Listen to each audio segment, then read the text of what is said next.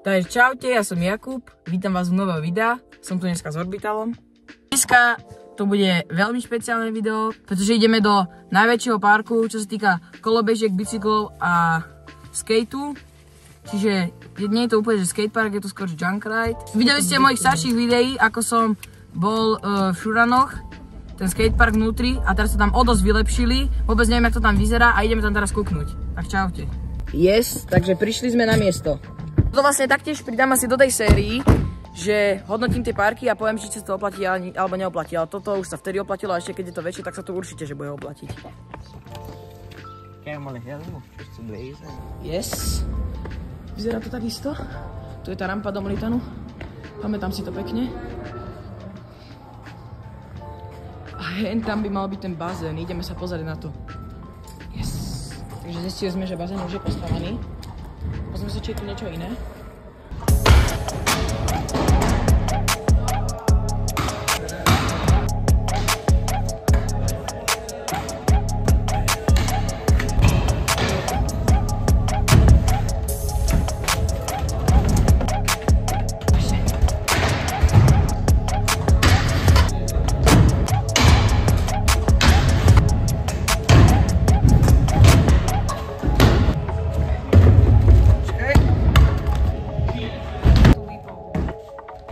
Takže sme teraz dojazdili, je to tu fajnové, sú tu aj fajn cápci. Ešte to tu doporučujem navštíviť, je to tu fajnové, dobre sme si zajazdili.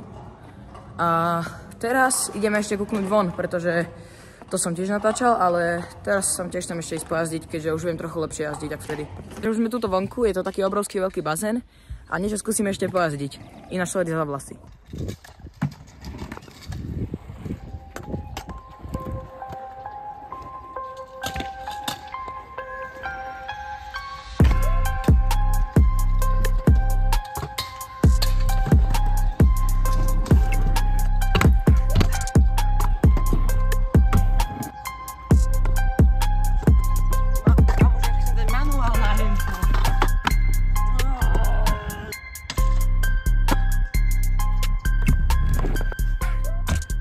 Takže už som doma, ale moje vlasy stále vyzerajú hrozne. Takže vnútornému by som dal určite rating dobrý, a kľudne aj 9 z 10, stojí za návštevu, fakt je to pecka, je to bomba.